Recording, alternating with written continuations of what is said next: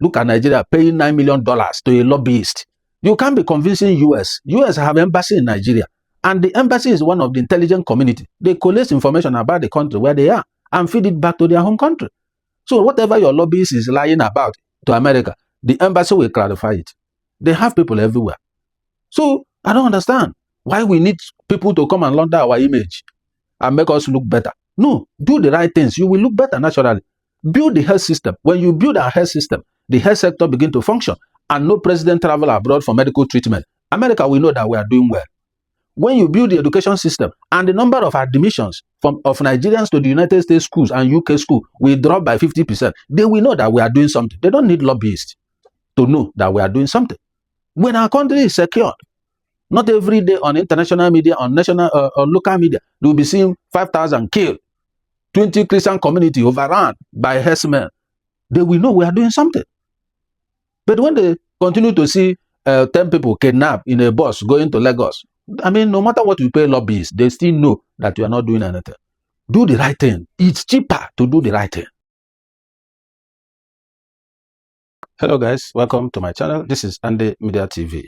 A whole lot has been going on, in the Nigerian political space, and I think some of the things I've seen happening for the past few weeks this January, I think is something that is quite worrisome in the sense that the way and manner, our politicians, conduct this political business is something that when I sit down to think about it, I feel as if they don't really care about the nation, they don't really care about the citizen they claim that they are fighting for. But when you look at most of the decisions, most of the actions this guy takes, is something that, kind of more beneficial to them as a person or to them as a group.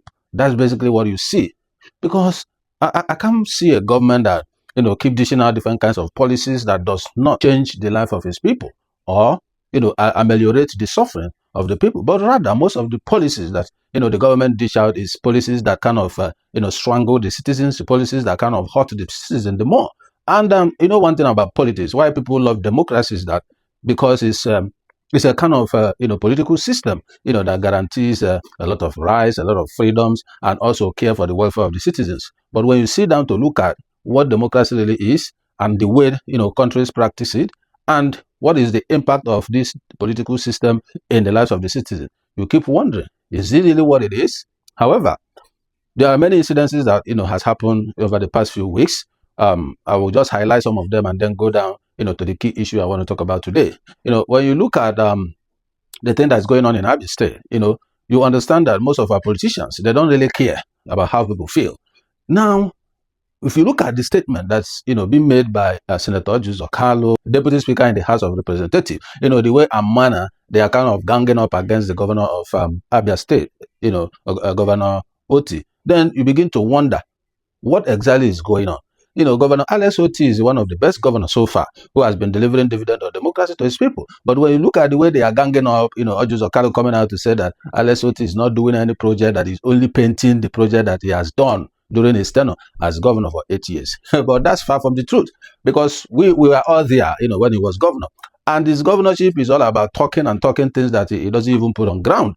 But when you look at what, the Governor Alex Oti is doing, me and you agree that he's changing the face of Abia State. And PDP governed that state since 1999 to 2023. When Alex Oti took over in 2023, just within 2 years, he has changed the face of, Abia State. And these guys are ganging up against him, coming to talk all kinds of stuff, to kind of malign his credibility. But the man, he doesn't care because he knows what he's doing, and these people love him because of the kind of democracy and dividend that he's delivering to his people. So these are part of the things we are talking about.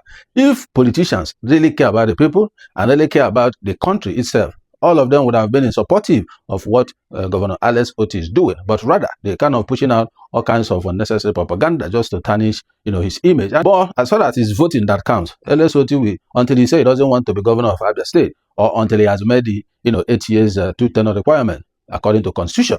So if we are going by what people do, Alex Oti will continue to be the governor of Abia State for the next term. That's what it is. So they can go and sleep, or they can continue to talk whatever they want to talk. Abia State guys, they know what they want. They know who is delivering it for them. So that's one. And then, before I go into the main thing that I want to discuss about today, if you are new to my channel, please kindly like and share this video, and also subscribe to my channel. And put on the notification bell so that when my next new video drop, will be among those that will be notified.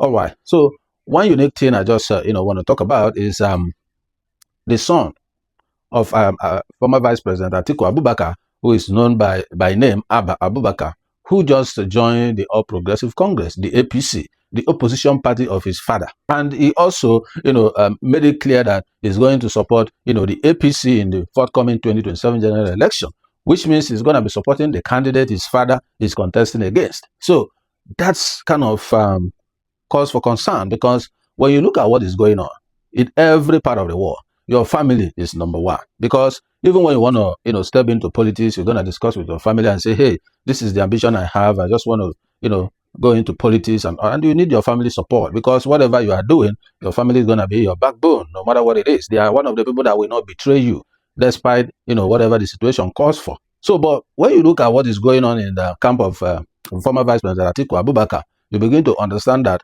there's really, some problem that is going on. And for me, I think his son, dumping him to join the camp of his opposition, Bola Ahmed Tinubu, the APC, is something that is worrisome, and is one of what I call a red flag, that he does not kind of believe in the vision of his father to become the president. So that's the way you can think about it, all right? Or probably it's not, if he fell out with his father and decided to, kind of put him in this kind of, disgrace, as the case may be. But I don't know what it may be. I don't know what his major reasons are. But according to what he said in the video that I watched, he was kind of talking to support, the Deputy Senate President, in the APC, and that they're going to support him, for a second tenure. He's going to support, the president and the APC in particular, so that they can be able to win the second tenure. That's basically his intention. So, but I don't know, his father is in the ADC, African Democratic Congress, who is trying to contest for the ticket of that party for the presidential position. Like you are already aware that, Atiku Abubakar has, done this contest for about 6 times, and he lost at the main election 6 times. So contesting this one in 2027 that is ahead of us is going to be his 7th contest to become the president of Nigeria. So maybe the son is getting tired and fed up that almost every election his father contests and lost at the end of the day, and maybe that may have affected him not to believe in his vision or his ambition. Maybe he felt that if you have done this 6 times and failed, how do you think you're going to make it in the 7th time?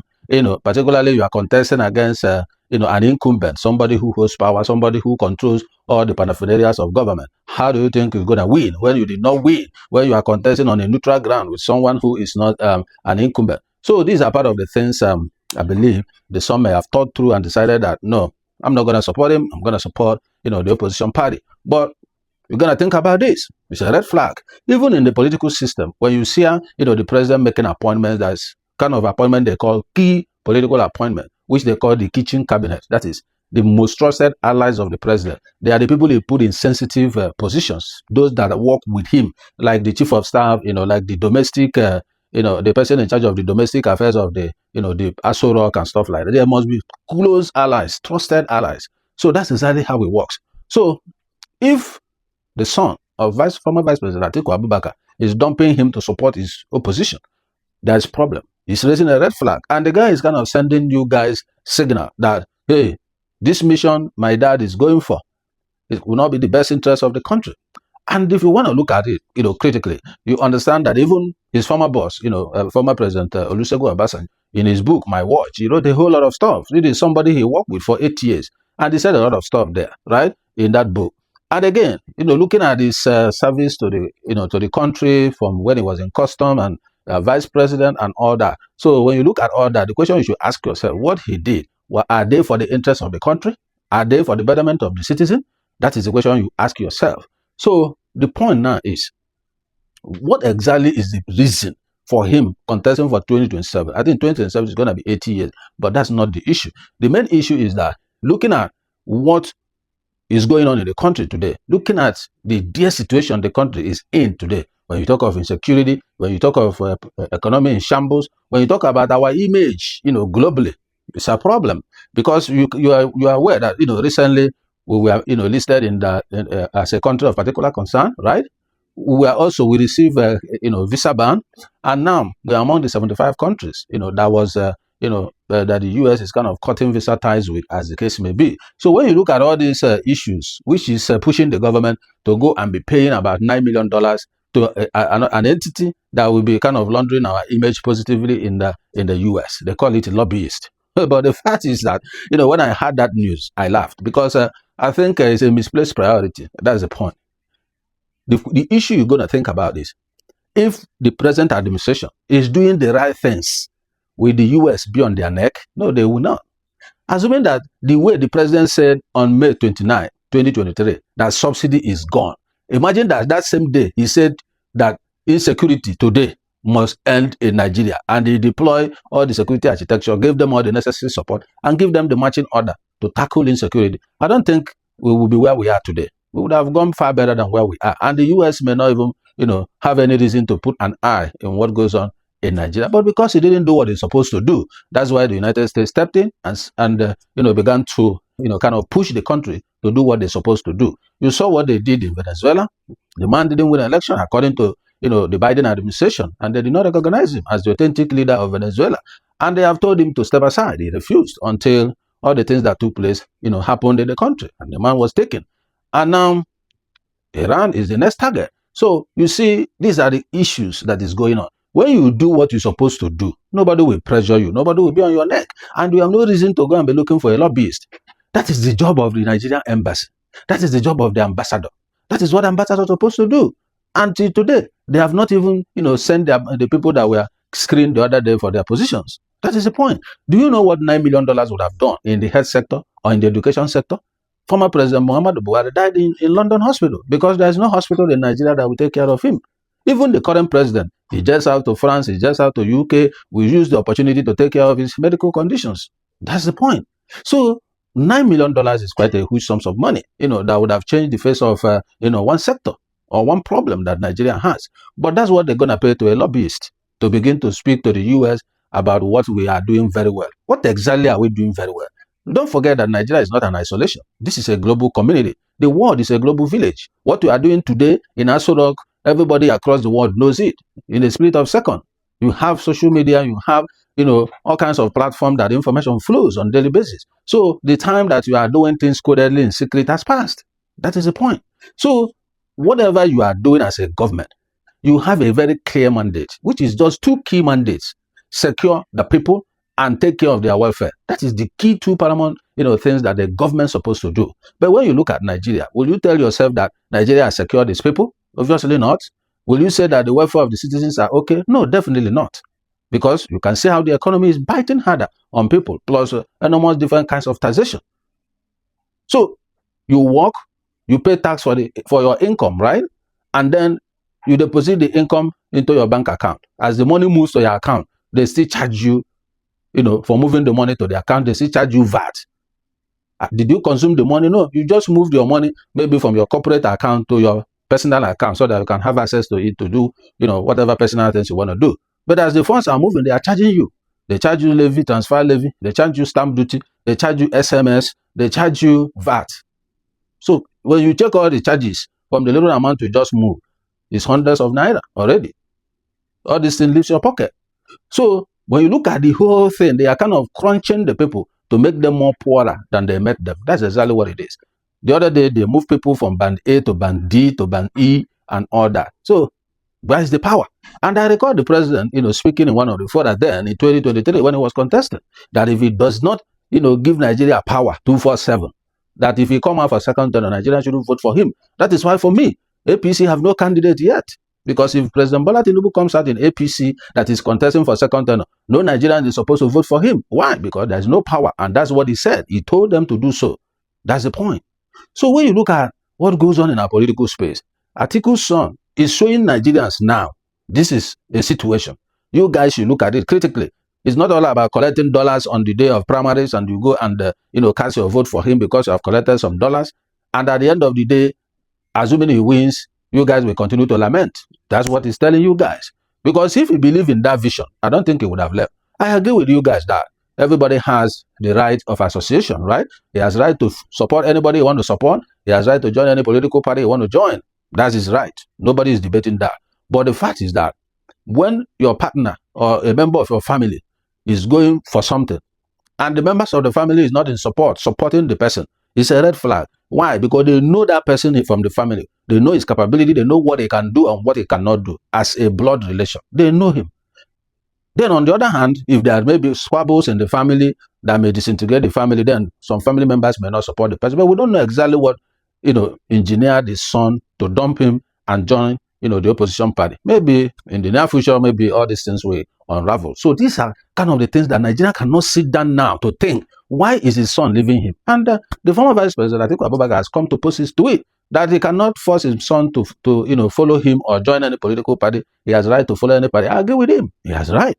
But it doesn't send a good signal. That is the point. So Nigerians should need to, evaluate him properly, assess him properly before, doing anything with him in terms of following him for any election. The question you should ask yourself, in 2023, what happened?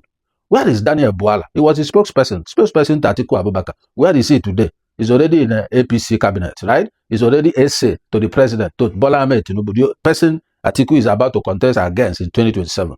Assuming he gets the ticket for ADC, right? So why did Daniel Bola leave him to join APC? That's the question you people need to find out and answer for yourself. Forget about, he's jobless, he needs job, he needs to survive.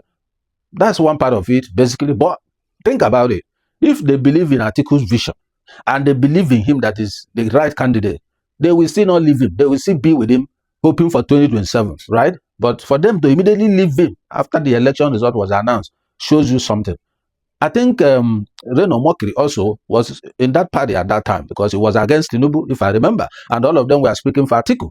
Where is Reno Mokri today? He's among the ambassador nominees, right? That is going for ambassadorial position. He has been screened already. So he's just waiting for the day he will be deployed. He's also part of Atiku's camp. Where is he today? So it's only maybe Dino Melaya that is still here with Atiku and maybe other, guys like Dele Mamudu and the rest of them. So, but the fact is that when you do some analysis about, the past trend, what has been happening in the past and what is happening today, you begin to uncover a lot of things telling you that there's a problem with this candidate, definitely. So I don't know, but I'm just putting one and two together to be able to come up with some critical reasoning and critical thinking when it comes to all this kind of situation. Because Nigerians, they don't think. What they do is, oh, he's from my state. They just run and follow him. Oh, he has money. That's something we distribute as we campaign for him. They run and follow the person. Or they say, oh, it's my tribe. We are in the same religion. They run and follow the person. They don't think, does this person have the credibility? Does this person have the capacity? Does this person have the character? Does this person have the empathy? Does this person think or care about this country or the people of this country? That is the question they do not ask themselves before they go to support people headlong. That's why at the end of the day, the person wins the position and they continue to suffer. And the next thing they do is to lament. That is the problem. And that is what we are trying to avoid in 2027. So if you are looking for a leader in 2027, you must look for a leader that has the things I've mentioned: empathy, competence, character, capacity, credibility, integrity. These are things you look out for before you vote in somebody. But when you vote in these greedy politicians, no matter how much they have, they still want more. That is the point. So if they really care about Nigeria, I will tell you the truth. If Nigerian politicians care about Nigeria, this incumbent president, Bola Ahmed Tinubu, is not supposed to come out in 2027. Atiku Abubakar is not supposed to come out in 2027. All these older politicians who are close to 80 years and older by 2027 should not even bother. They should stay off and be elder statesmen. There are young politicians who has been groomed, who understand this job, who can take over this position. They are physically fit. They are not the people that goes to London spending Nigerian taxpayers' money to take care of their health. They are people that can walk around the clock. They are people that have track record of what they have done, both in their personal business and in public positions they have occupied in the past. These are the kind of people that you should be looking for to drive the country. And I must repeat my warning to ADC. I will call it a warning because the way I'm watching them, they are not thinking. If ADC does shamble primaries, since they want to throw it open, and they dollarize it, and the wrong candidate wins, ADC will go extinct after 2027. All the people that joined that party will leave the way they came. So, for them to be a party to be reckoned with from 2027 upwards, they must, one, advise, zone your ticket to the south. Every zone, every region in Nigeria has competent person who can be a president of Nigeria. Every zone, the 6 geopolitical zone, they have competent people to do that. So zoning does not mean that there is no capacity or the zone who got it with doesn't have capacity. No, that's not true. There's capacity everywhere. It's just that they don't allow the good people and the right people to be part of this political system because of the way and manner they conduct the politics of Nigeria. That is the problem. So now, if you refuse to zone to the south, which is the right people that are supposed to complete 4 years of the one that left for Bola Ahmed Tinubu's tenure, then you do a transparent primaries where money will not control the primaries. When you do that, whoever wins, others that are lost, will be their chance that they lost the election convincingly. Not that somebody used money to buy the primaries, which we have seen in the past. So then you'll be looking for a candidate who has who draws the public attention, who has popularity, who the people follows, and who has the turnout, because winning an election is about voting, and voting is about numbers. Who has the numbers? That is the point. Somebody that the whole world can see has the capacity to win the election. That's the person you go for. That's what APC did in 2015. They chose Buhari because they felt that because of the way Buhari was in the military, people believe in him, that he's a no-nonsense leader. When he comes in, he will clean the system. And they presented Buhari there. And everybody rallying around Buhari, even those in other parties. That's how Buhari won. That's what ADC is supposed to do now. But if you guys fail to do the right thing and think that, oh, Atiku is the person, you give Atiku the ticket, I wish you guys all the best, and your party will die naturally. You will see it happen. 2027, Nigerians are hopeful, looking for somebody that can rescue the nation, because the way things are going in the country is not anything to write home about. That is the honest truth. No matter how they paint it in Nigerian media that the government is working, the government is, my dear, until it happens to you directly, that's when you will be able to give this judgment. That is the point. Nigerians need to wake up, except if they love what they are seeing today. Look at Iran. You see how the people, even when the Iranian government are killing them, they refuse to quit the street. They are still protesting, demanding for change in leadership, good leadership that can be able to benefit the people, not fighting proxy wars here and there. You saw that. You saw how Venezuelans were celebrating when their president was taken. So you can see how people are depressed, how people are suffering in their own country because of bad leadership. Nigeria is not an exception. So Nigerians need to wake up and begin to, sit down now to begin to draw out who is the best candidate from whichever political party and how that's going to happen. So guys, these are the kind of things Nigerians should be thinking now. If you look at what is going on globally, look at the president of Argentina, right? Javier Milei. You see how he just came on board, shrink the government immediately, cut down costs. Before a year to 2 years, he's already doing balanced budget, of course, in his country. And he was one of the best presidents in the world today. He's doing great in his country and changing the face of things. But look at our own, nothing. They are asking for more taxes. The oil money they are collecting, where is the oil money? The subsidy they are not paying, where is the money? They say it's going to state. Which state? What are the states doing with it? What are the local government doing with the money? Nobody is holding anybody accountable. And the moment there's no accountability, forget about more funding. The same way it will be good. Have you seen a farmer who has a squirrel in the bag of corn he's about to plant in the farm? By the time he plants 2 rows, the corn has finished. Why? Because the squirrel in the bag is eating the corn. That's exactly what Nigeria looks like. No amount of resources will change Nigeria, because the squirrels in Nigeria are many. These politicians and civil servants, they are the squirrel in Nigerian purse. So all the money that comes in, they fritter them away. Look at Nigeria paying $9 million to a lobbyist. You can't be convincing US. US have embassy in Nigeria. And the embassy is one of the intelligent community. They collect information about the country where they are and feed it back to their home country. So whatever your lobbyist is lying about to America, the embassy will clarify it. They have people everywhere. So I don't understand why we need people to come and launder our image and make us look better. No, do the right things. You will look better naturally. The president of Argentina, he did not pay lobbyist. He was just doing the right things. Cut the cost of governance, merge ministry, scrap the ones you need to scrap, and then the direct, government resources to the right channels, and things began to change. Did he pay $9 million to lobbyists? He didn't. Why are we paying? Is it because we have so much money? And many people say, oh, it's good, it's good. No, it's only in America, there is lobbyists. People that lobby Congress for a bill and stuff like that. But the country paying a company to be laundering his image positively to the United States, I mean, that's ridiculous.